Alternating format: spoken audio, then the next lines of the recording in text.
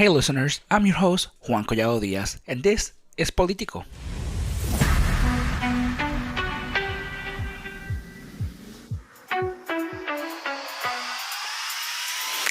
Hey listeners, and welcome once again to another episode of Político. I am your host, Juan Collado Díaz, and with me today I have Dr. Carole Lieberman. She is known as America's psychiatrist, but also is a board-certified forensic psychiatrist, best-selling author, and a media personality. She has been an honoree for 3 different Emmys and also a TV host. But one of the most interesting things to me that she has done is that she was one of the many psychiatrists that came to the Gabby Petito civil suit. So without further ado, let's talk with Dr. Carole Lieberman. We're going to be talking today about the Trump Derangement Syndrome. And this is something that is new to me, as it may be new to many of our listeners. So without further ado, Dr. Liberman, do you mind sharing a little bit about yourself, the work you have done, and what got you into the political arenas of this country? Okay, good questions. I'll try not to take up the whole show telling about my background. I was born and bred in New York and moved to California when I finished my psychiatry residency. So I am a psychiatrist. I'm a clinical psychiatrist and a forensic psychiatrist. My office is in Beverly Hills, but my heart is still in New York. And I mention that because one of the main areas that I work in is terrorism. After 9/11, when 9/11 happened and the World Trade Center was attacked and all of that, it really affected me because, as I said, my heart was still in New York. And so what I've done since then, I've written 2 books on terrorism. I did something for the airlines, for their in-flight entertainment. I do lectures on terrorism and media appearances and so on. And I'm trying to help people not only cope with terrorism. In fact, right before we connected for this interview, I was doing a session with a woman from Israel. So I've been helping people, in America, in London, in Manchester, in Paris, and now in Israel after October 7th. And I'm very committed to that because I feel that people in America are totally in denial about how the terrorists are still planning to take over, trying to take over, and how we're in more danger now than we were before 9/11. So my latest book on terrorism is Lions and Tigers and Terrorists, Oh My, How to Protect Your Child in a Time of Terror. So I'm trying to wake people up, not just help them, cope with the threat of terrorism and terror attacks and all of that, but to wake them up to do something, to become more aware, more protected. How did I become? So that's kind of, I guess that was my first venture into politics, so to speak. And but since then, I think I've been doing media, television and radio and print, all kinds of media for years and years. And that was my plan when I became a doctor, to help people deal with the world, so that I can help more people than those who come to my office for sessions. Help people to deal with the world, deal with their personal issues, and so on. So that was with 9/11, and then and so I used to talk about anything and everything, like about celebrities, celebrity divorces, not for the point of using celebrities as a way to get other people to learn things. In other words, if you were talking just about Joe Schmo was getting a divorce and his children were scarred by that, people wouldn't be so interested. But if you can talk about it in terms of a celebrity, it's more interesting. So that was also to help them and so on. But after Obama became president, that is when I sort of woke up to what deep, what our country is in.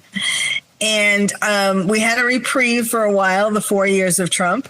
But then again, Biden, which was really more years of Obama because of Biden's dementia, Obama was really pulling the strings. He was the puppeteer.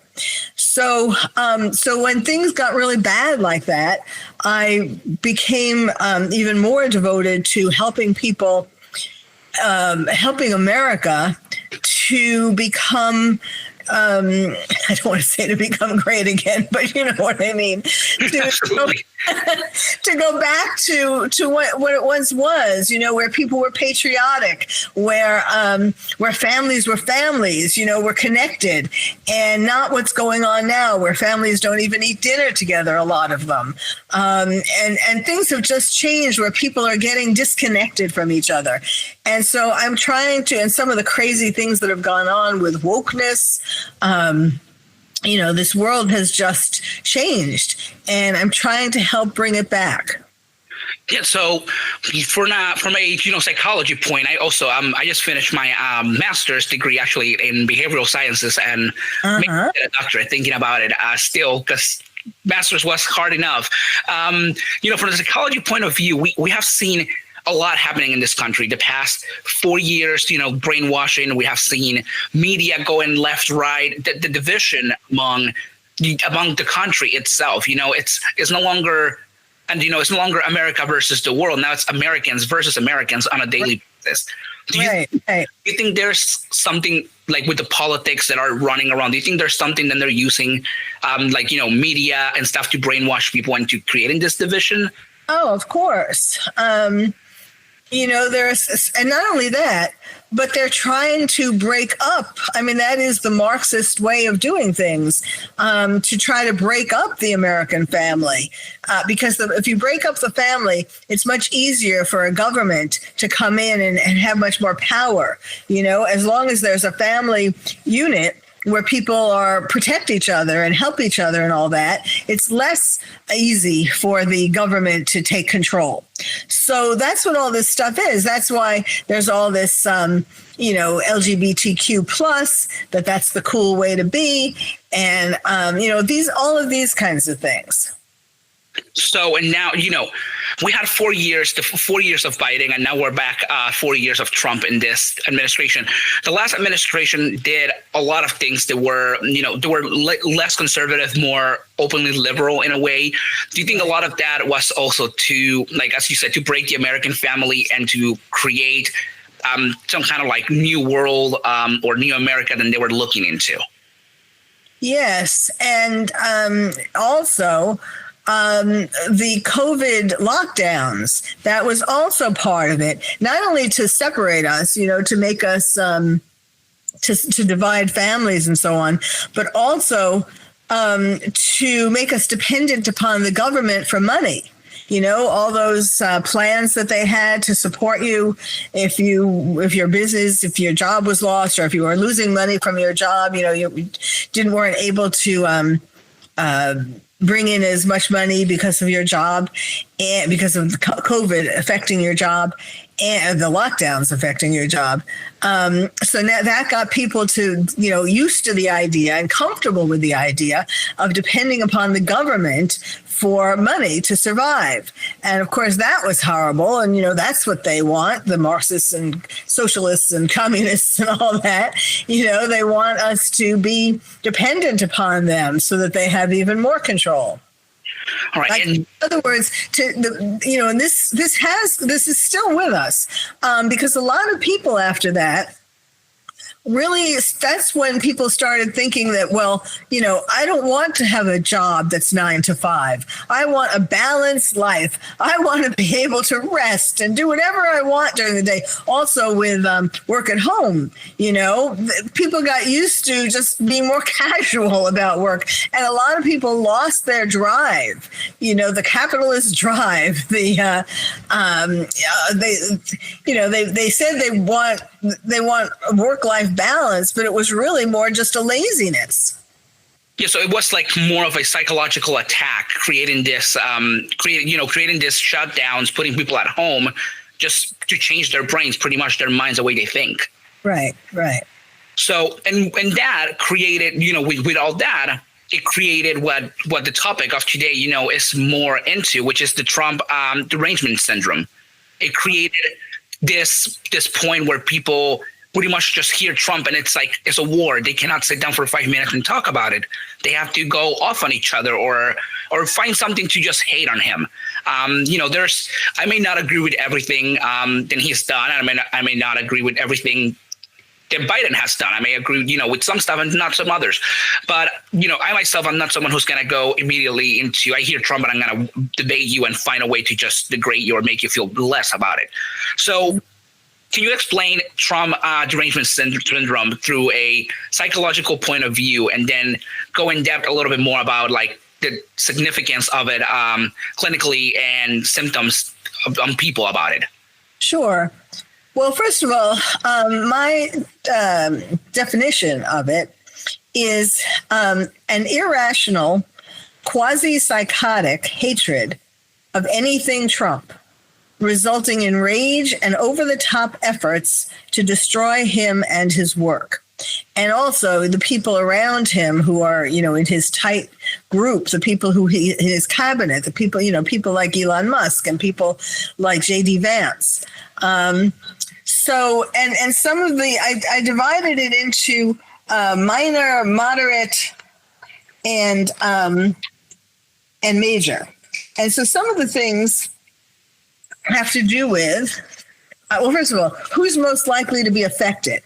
So the most likely people to be affected are men who have low self-esteem because they see Trump and all his accomplishments, and they feel less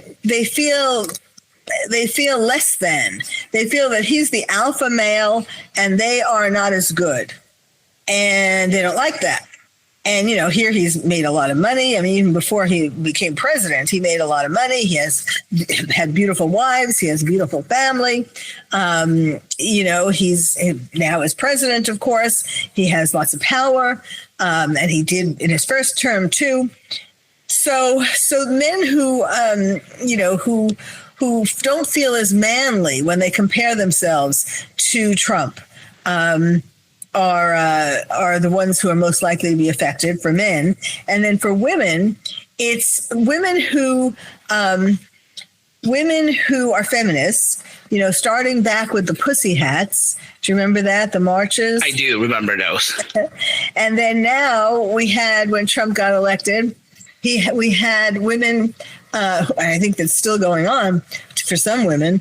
Some women decided that they are going to stand up. I mean, all of them, even the pussy hats, they thought that they were standing up on behalf of other women. They weren't just doing it for themselves.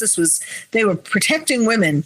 And so now we have had women who, when he got elected, said that they are not going to have sex with men. They're not going to go out with men. They're not going to have sex with men. They're not going to have babies with men.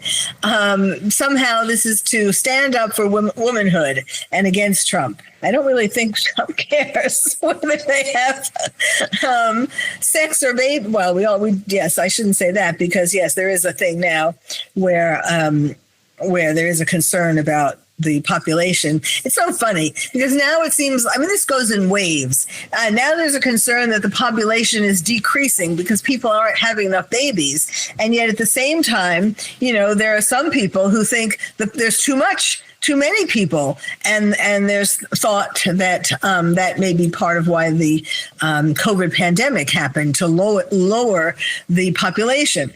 So, it kind of goes in waves. I'm not sure. It's not really clear just how much. There was the theory, the economic theory that if the population keeps growing, there's not going to be enough food for everybody. But, so there's sort of a controversy about all of that. Okay, now, symptoms in a mild case. So, for example, This would be people who, where the mention of Trump's name sends them reeling, sends them into an emotional tantrum, and they feel like they have to. If they're looking at Trump on television, they throw things at the television. If they're with other people, they feel a need to speak up with criticisms or expletives and towards the other people, towards the Trump supporters. Then you stammer when asked what you don't like about Trump, and you can't come up with anything bad about his policies. You just kind of say something, oh, well, he's horrible. And then you might do TikTok rants. These are just some examples of mild. These are some of the symptoms of the mild case. Then in a moderate case, in addition to that, you also, TDS, Trump Derangement Syndrome, has taken over your life, and it interferes with your work and your family and other relationships. And also, you're unable to distinguish between what you don't like about his policies from what you don't like about him personally. Even at a higher level. And you can't calm yourself and prevent yourself from lashing out verbally and sometimes in a physical way, though for moderate, it's just a minor physical way. And you engage in some action to protest against Trump, such as joining marches or writing op-eds against him. You threaten, follow, or assault people who wear Trump hats. When you see a Trump bumper sticker on a car, you commit road rage. Now, then a major case, in addition to all of the minor and moderate symptoms, you quit your job or leave your family to be able to work full-time trying to stop Trump. You do something illegal to try to stop him, such as bribe a judge. You burn or otherwise destroy someone's personal Tesla or set fire to a Tesla dealership. You engage in swatting, first of all, you engage in doxing, putting people's personal information online, and then you engage in swatting, telling the police that a violent crime is occurring at the home of some prominent Trump supporter. And then, last but not least, you fantasize about harming Trump yourself, or joining a nefarious group plotting harm to Trump, or arranging for someone else to harm Trump, even though you know that your punishment would be severe. And then some associated psychiatric symptoms are anxiety, depression, obsessive compulsive behavior, hysteria, paranoia, sociopathy, psychopathy, suicidal thoughts, delusions, loss of touch with reality, mass psychosis, and then diagnoses where anger or irritability or rage are prominent, like intermittent explosive disorder, disruptive mood dysregulation disorder, and oppositional defiant disorder. I'll stop here so you can get a word in edgewise. Oh, no, absolutely. So what you're mentioning pretty much is just a full-on, extreme hatred. This extremism and above extremism of hatred for Trump, and which we've seen a lot happening in the past, last 4 years now, new 4 years. The last administration couldn't stop talking about him. And it becomes more predominant each day in the nation. Well, yes, the last term that he had, Trump Derangement Syndrome did exist back then, but it wasn't anything like what it is now. People have gone over the edge now. And yes, I thought originally that once he got elected, that it would calm down. Once people saw all the good things he was going to do, that it would calm down. But that's like a logical way of thinking. And even though people, there are things, each individual, there are things that Trump, executive orders and other kinds of things that he has already or is putting into place that would benefit many people, and each individual has certain things that they would be particularly benefited by. So you would think that you could talk to them and say, hey, look at this. Your streets are going to be safer because the criminal migrants are going to be, the illegal immigrants who have committed additional crimes are going to be deported. some people might think that's great, other people might not. But I'm just trying to say that the economy, some people will benefit, and they'll see that more and more as his term goes on. But it's hard to convince them that even if they,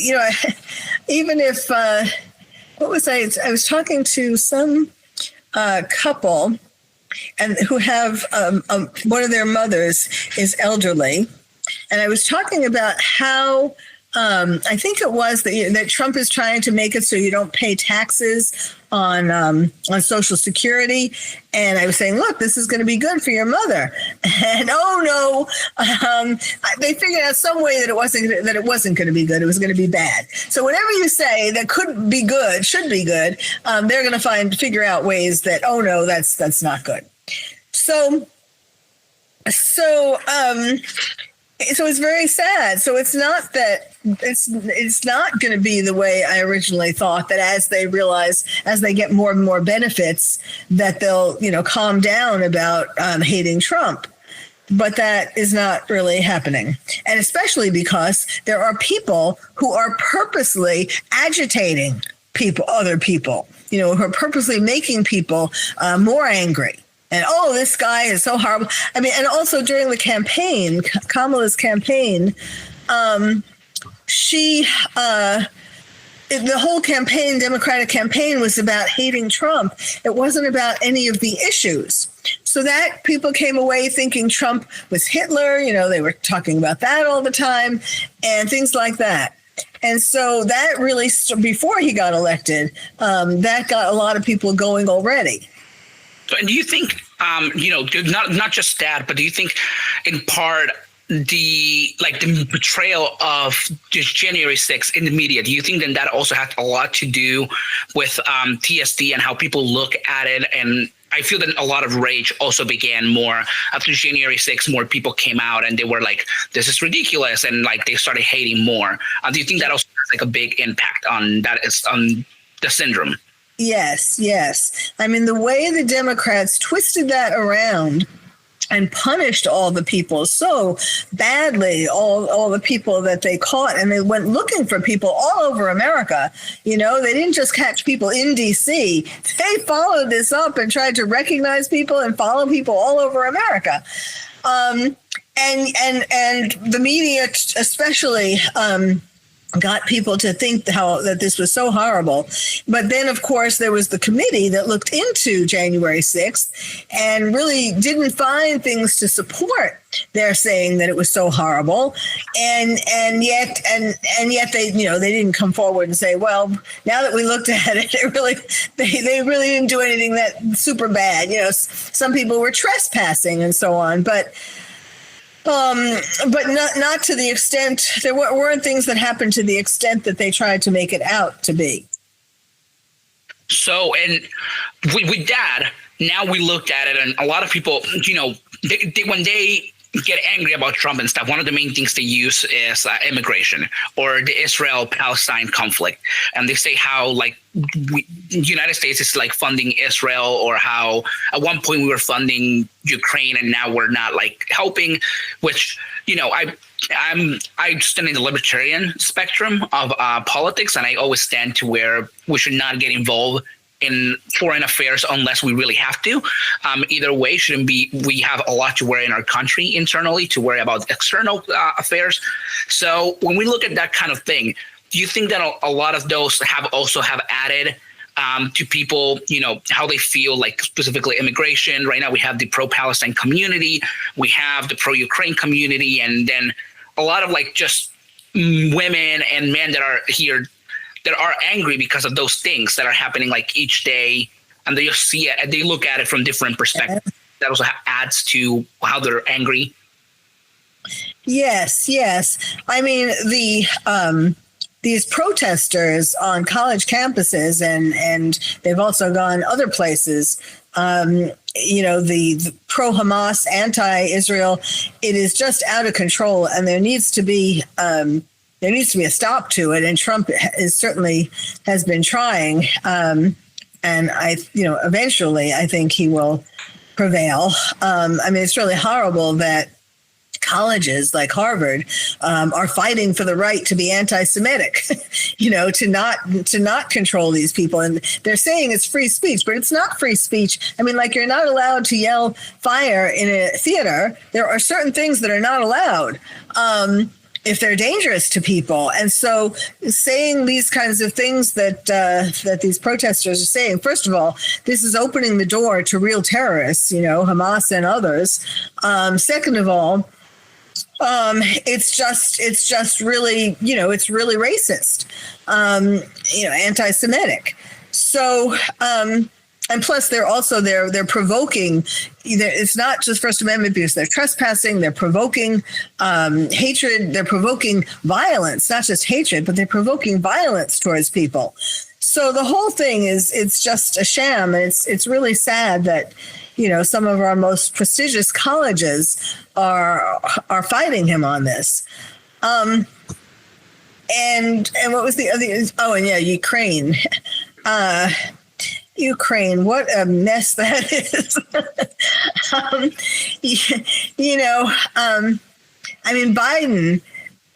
Obama gave Ukraine, same thing actually, Obama-Biden gave Iran, funded terrorism in the Middle East against us, funded October 7th.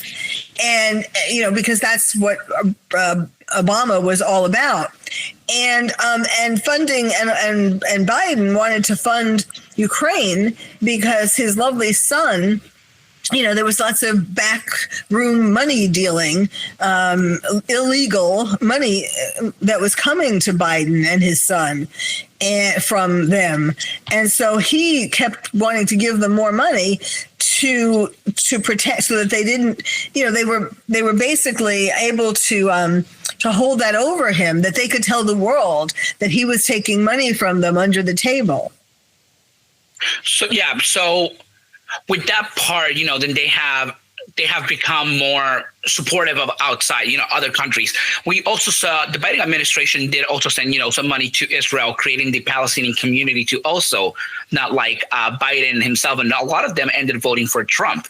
Do you think that also added, in a way, they feel upset because they voted for Trump, even though they didn't want to vote for Trump, and they just didn't see Biden as the option? I mean, do you think that also added to their derangement syndrome?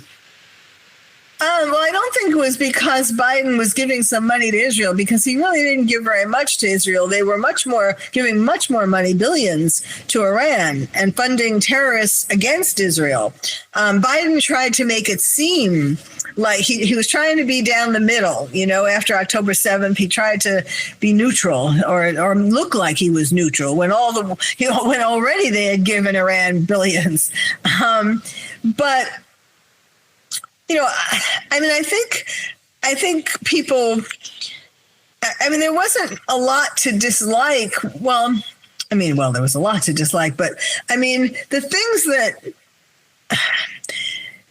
it wasn't so much things associated with Biden, because I take that. It was kind of hard. It was Biden didn't come out very, very forcefully and speak up for certain things. Things were happening and the country was going to hell in a handbasket, but Biden wasn't the face of it as much as he could have been or should have been. Or, in part it was because it was Obama behind it, but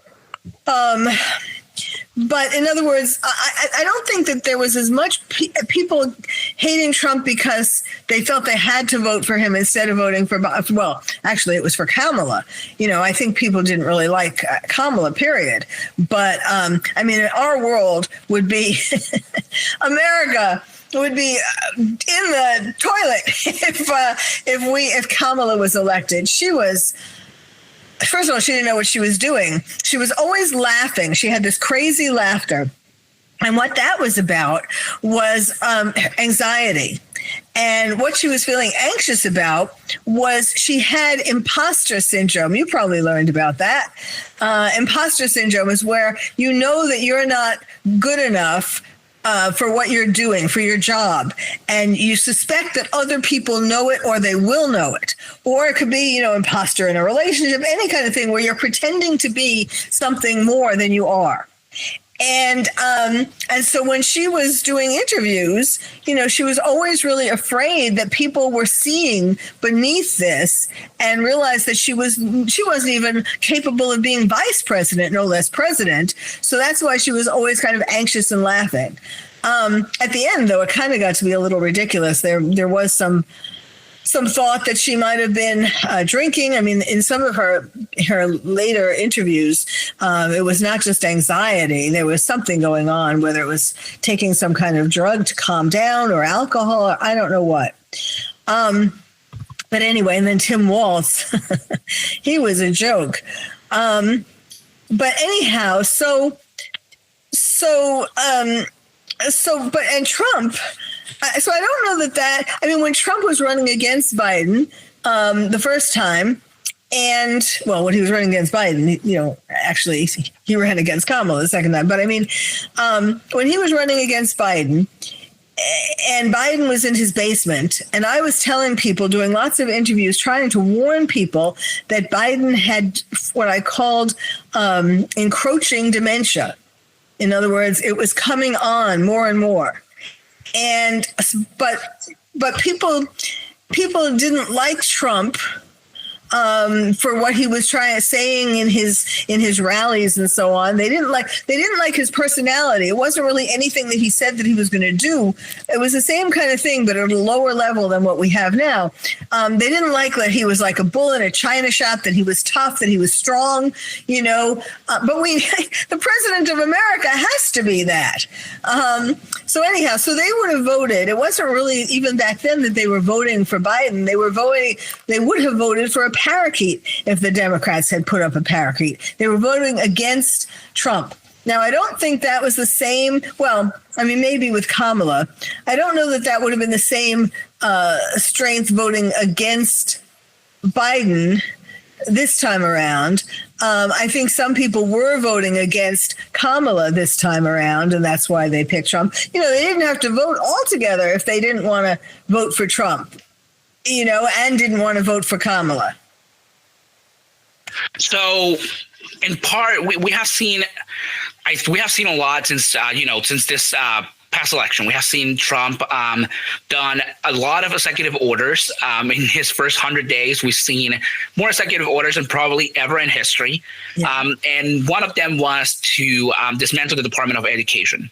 Mm-hmm. And I think that have in part, put a lot of people in a stressful situation.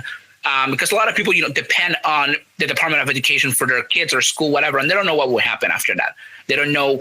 Do you think that also adds a lot into the rage of people like being angry at Trump and just looking at the status of that? Then there's other things like removing the U.S. from the World Health Organization, the DOGE creation, affordable drug and insulin prices, all that. Do you think all that is adding to people rage and them being angry? Yes. I was at the inauguration and I saw Trump sign the first set of executive orders, and it was very exciting. And what a lot of people don't like change.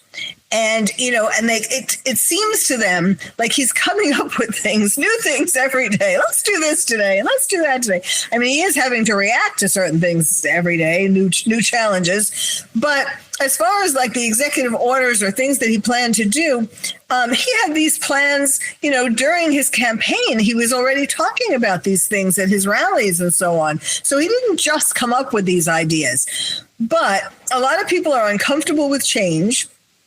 And when it's one thing after another, they can't keep up. Their brain can't keep up with it. He's going to do what? This and that. And what? Wait a second. Their heads are spinning. And so that makes them feel very uncomfortable. But, and I think more should be done really to explain why certain things, why he's making certain changes. Like, for example, and that's, I actually hadn't thought about that before now.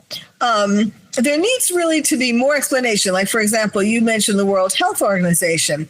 Well, the World Health Organization is basically controlled by China and other nefarious, other bad actors, bad country leaders. The leadership of it doesn't have the world, the best interests of the world in mind. It really had to do with controlling the world, like they did during COVID. And that's what they want to keep doing. So, yes, it was great that, Trump got elected and got us out of the World Health Organization just in time. They were starting to make all kinds of additional rules, things that you had to get injected with, vaccines to go to this country and that country. And it was really crazy. And so, but people, I think there needs to be more to explain all of these things. Now, the Department of Education, yes, that can sound scary just on the face of it. But the reason why he wants to do something with the Department of Education is because for too long, there are people in the department, teachers, not all teachers, obviously, but some teachers, some principals, some administrators who are trying to get kids, are trying to promote certain things for kids that shouldn't be promoted, like critical race theory. Critical race theory, when kids are born, when they're little, they're not racist. They don't hate people because of the color of their skin or where they come from or whatever. They make friends with kids who are nice to them. But critical race theory told kids, if you are white, then you're an oppressor. And if you are dark-skinned, then you are oppressed.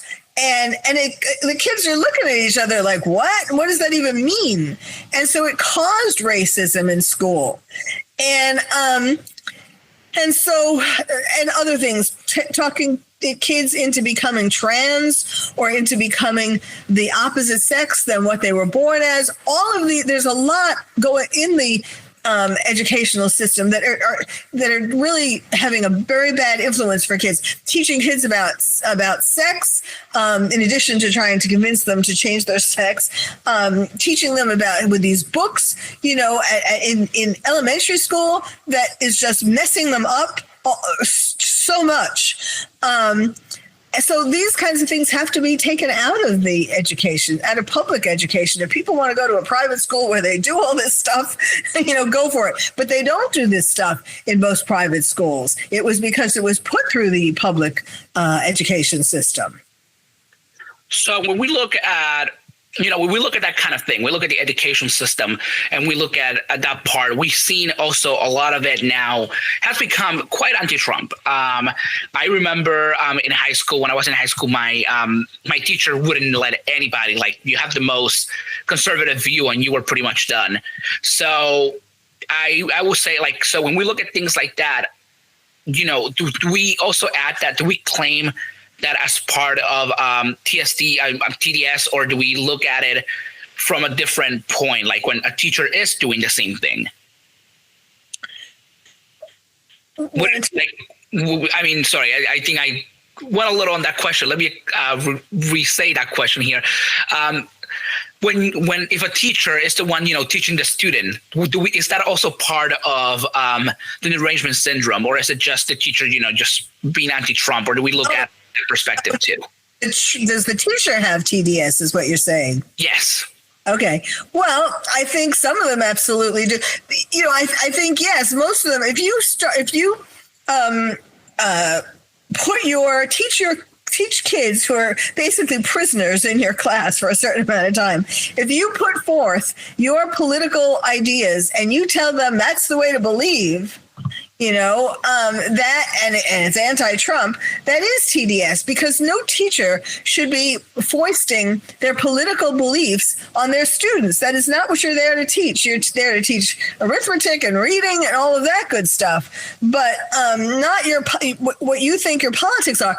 And, same thing with, and I just kind of have been realizing this more recently, parents are worried, have woken up to the fact that some therapists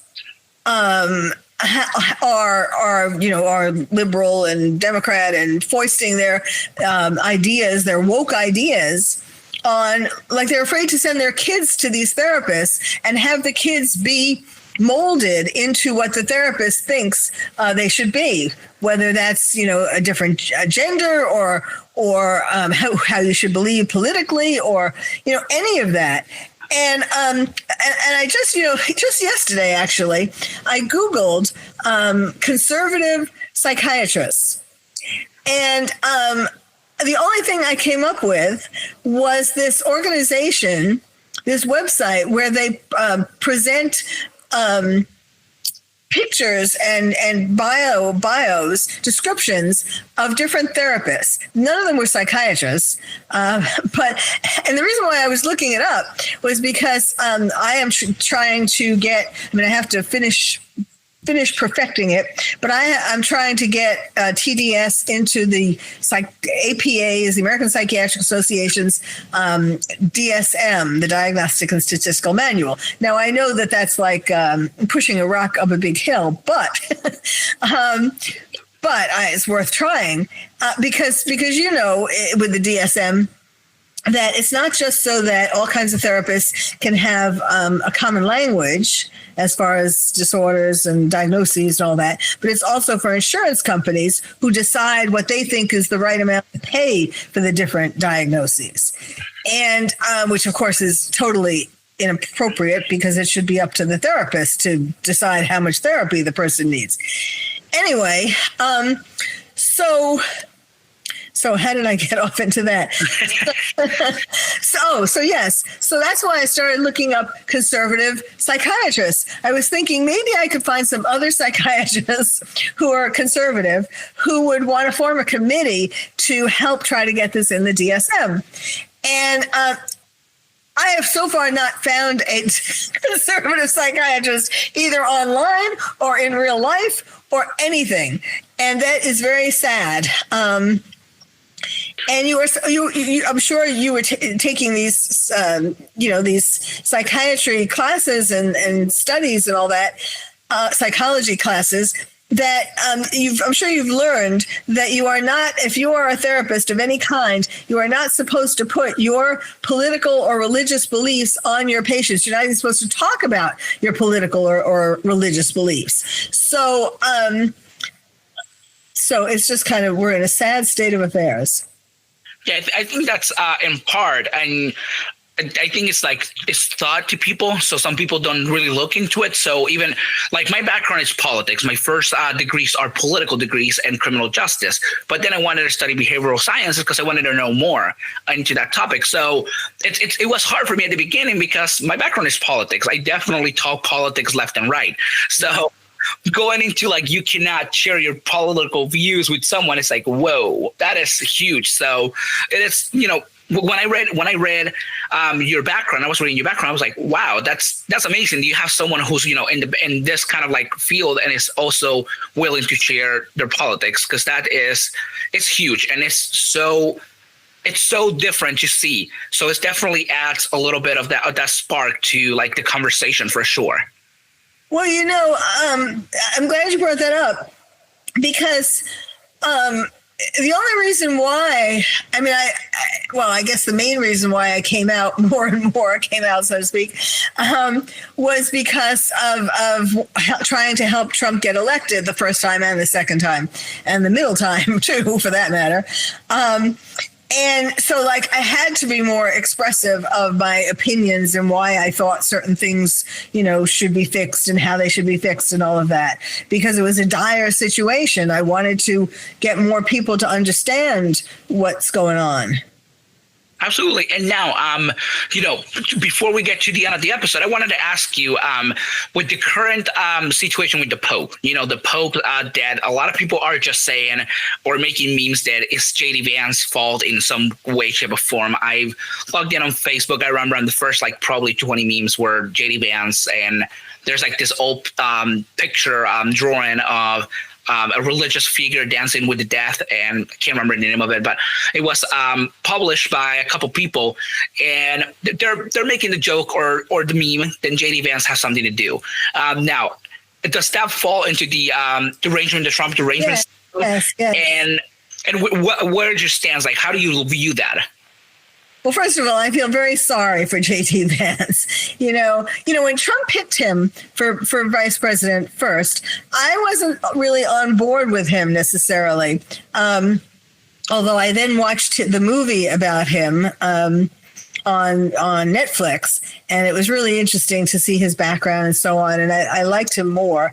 But still, I wasn't 100% on board. But he has, ever since he has become vice president, he has really shown himself to be really great. He has, stuck his neck out in so many different ways. Of course, one of the ways he stuck his neck out was in saying that Trump's immigration policies are good, and the Pope had a totally opposite viewpoint. The Pope was big on immigration all over the place. Everybody should be allowed to immigrate wherever they want. Well, that's all well and good, but who's going to pay for this?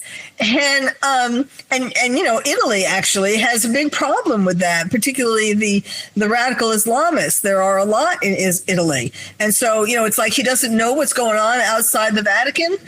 Anyway, so they disagreed with each other. And part of why J.D. Vance wanted to visit him, not that he knew that he was going to die the next day, but he wanted to try to, it was a very short meeting and it was just greetings, and the Pope gave him gifts for himself, a tie and rosary and chocolate eggs for the kids and so on. But he gave his wishes and he said, I'll pray for you. And so it was just to kind of have a short meeting, but just to show his respects, pay his respects. And J.D. Vance converted to Catholicism as an adult.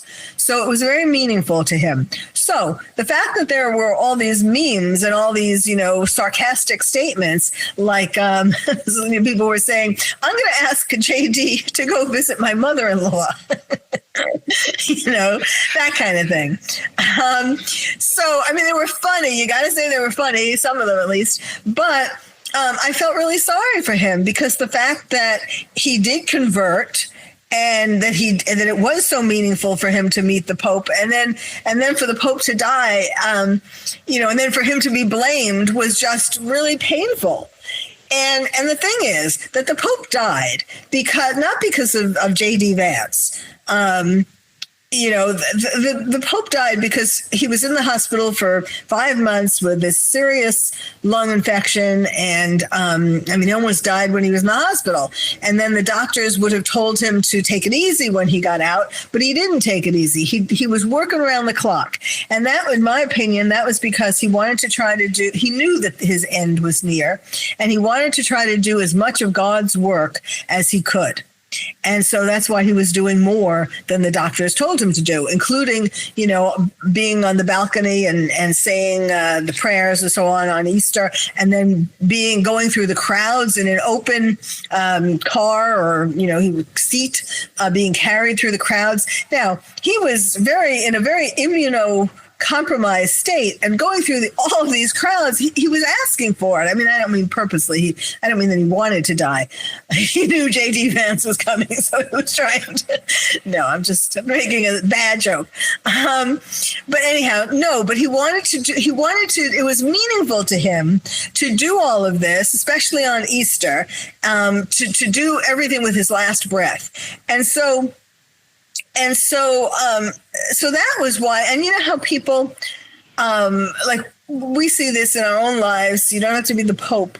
Lots of times when people are in the hospital and they're dying, they have a fatal disease or some kind of problem, and it seems like they might die. They manage somehow to hold on until, let's say, their child comes or some other relative or some kind of loved one comes. They hang in there till the loved one comes. Maybe that's what he was doing with J.D. Vance. He hung in there for J.D. Vance to see J.D. Vance. So it was interesting. Aside from J.D. Vance, I think he was hanging in there for Easter to be able to do the Easter ceremonies. Absolutely. So now to close, I wanted to ask you: do you think, or do you know if there is a way to remove this the Trump derangement syndrome from people, or cure it, or make people, just remove it off people? Well, as a psychiatrist, I always believe in hope for everybody. There is hope for everybody. So depending upon how severe the person's TDS is, treatment could consist of, individual therapy. Well, first of all, for very mild cases, you could try logic, describing things that he's done that will benefit them and so on. But that's for a very small percentage of people who will respond to that. But for all cases, individual psychotherapy, not talking about Trump's policies, but like for the men, talking about their low self-esteem, trying to increase their self-esteem, trying to get them to not be so jealous and hateful towards Trump, but to put that energy towards making themselves, improving themselves, being happier with themselves. And for the women, who think that they're standing up for womanhood by not having sex and cutting their hair and doing all these things, getting them to see what really is going on, like, what happened in their childhood that made them fearful of relationships, for example, or what happened even in adulthood, but where they went out with a lot of guys and they got hurt. Something happened to them. So individual psychotherapy, then couples and family therapy, because, there are many couples who have gotten divorced because of TDS. And so trying to put these, keep these marriages together. And again, not by talking about whether his policies are right or wrong, but talking about, the relationship and how how the person with TDS knows how they're making the other person feels. In other words, trying to start trouble in the relationship. And family therapy for when the person with TDS is sort of ruining the family.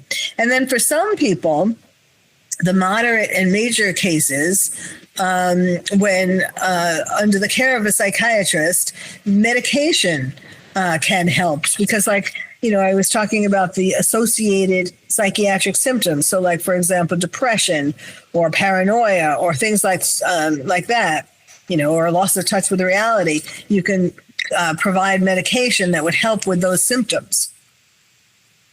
It's not going to make the person like Trump any better, but it can calm down the symptoms. Okay, so there is a solution to the problem at least, which is a good part then. Yeah. Yes. So why I want it to, want it to be in the DSM so that they could get insurance companies could pay for the treatment. Well, that is good then. Yeah, that could help a lot of people. So definitely. So with that, I want to ask, do you have anything you like to add or anything else that we didn't touch on today? Well, I would just like to give out my favorite. I have a number of websites, and I would just like to give out my favorite website. Which is of mine, my favorite website of mine, which is terroristtherapist.com. And there on the top of the page, the homepage, are videos, the videos that I created for 9/11 anniversaries, and I created one for the 10/7 first anniversary. And it helps people to understand what the dangers are of terrorism, and to really just understand the whole phenomenon. And of course, my book is there. You can buy my book on Amazon, but also on my website, on autographed copy on my website, Lions and Tigers and Terrorists, Oh My, How to Protect Your Child in a Time of Terror. And those were also the website and the book will be also listed in the show notes and the blog post for this episode. Cool. Thank you. All right, absolutely. Thank you so much for joining me. It was a pleasure. I really enjoyed it.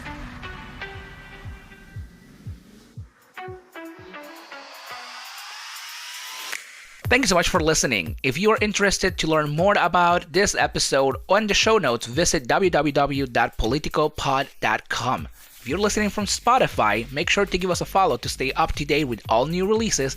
And if you're listening from Apple Podcasts, give us a 5-star review so we can get to the top. This and all other episodes of Político with Juan Collado Díaz are part of the Inquisitor Media Originals.